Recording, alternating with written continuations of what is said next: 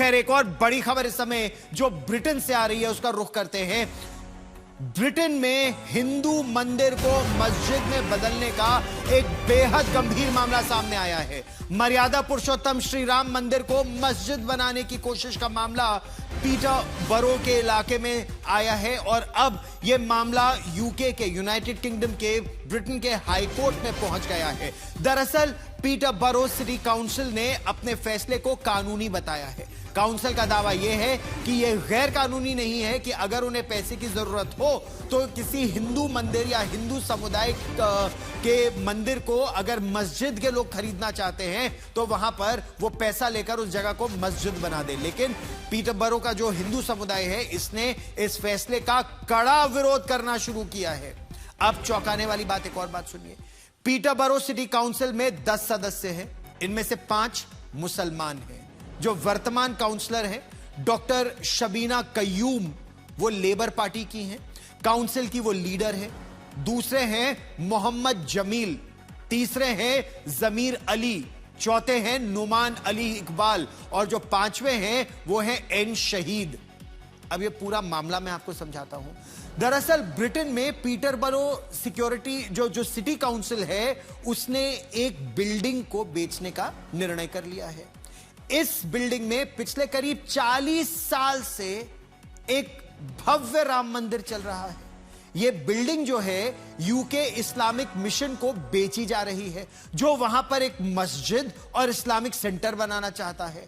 अब इस बात से वहां का जो हिंदू समुदाय है वो बेहद नाराज है। दरअसल भारत हिंदू समाज नाम की जो संस्था है उसने 1986 में इस परिसर में एक राम मंदिर बनाया और वहीं से श्री राम मंदिर यहां चल रहा है 1986 से। उनका कहना यह है कि पिछले 10 वर्षों से इस बिल्डिंग को खरीदने की कोशिश वहां के मुस्लिम लोग कर रहे हैं। उनका दावा यह है कि करीब 56 किलोमीटर के दायरे में यह एकमात्र हिंदू मंदिर है। अगर बिल्डिंग को बेचा जाता है तो मंदिर को खाली करना पड़ेगा। जो भारत हिंदू समाज है वो इस मामले को यूके के हाई कोर्ट में लेकर गया है और कहा है कि जो पीटरबरो सिटी काउंसिल है उसका फैसला गैर कानूनी है, गलत है और इसे रद्द किया जाना चाहिए। लेकिन पीटरबरो काउंसिल ने कोर्ट में कहा कि हमने कोई गैर कानूनी काम नहीं किया। हिंदू समुदाय की जो चिंता है उस पर विचार किया गया, लेकिन कानून यह नहीं कहता कि जिस आधार पर फैसला लिया जाए वो धर्म का हो। वो तो बस अब पैसा देख रहे हैं।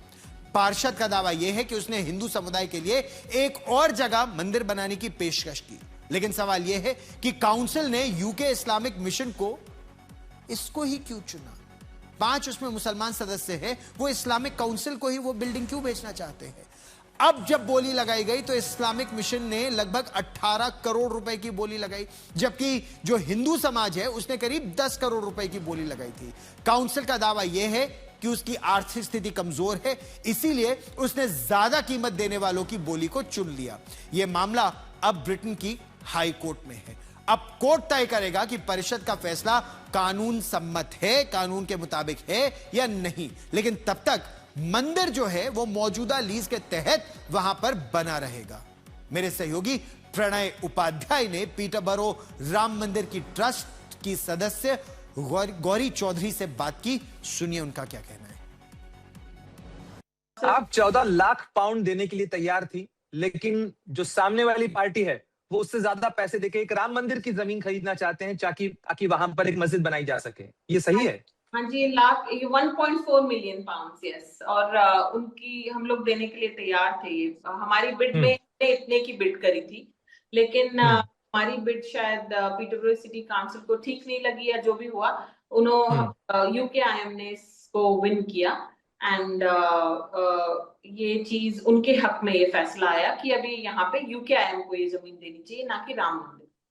गौरी जी, सवाल तो ये भी उठ रहे हैं कि ये सब कुछ फैसला हाल ही में जो पीटरबरो सिटी काउंसिल का एडमिनिस्ट्रेशन चेंज हुआ है और वहां पर मुस्लिम बहुलता वाली जो नेतृत्व है वो आया है और उसके बाद ये फैसलों में बदलाव हुआ है।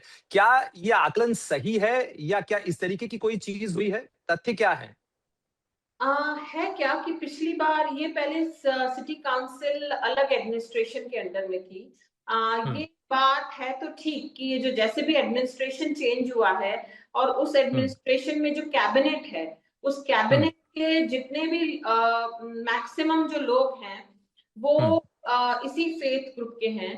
और हमें हमारे लिए जो सबसे ज्यादा मुश्किलें आई हैं वो भी इस एडमिनिस्ट्रेशन चेंज होने के बाद आई हैं।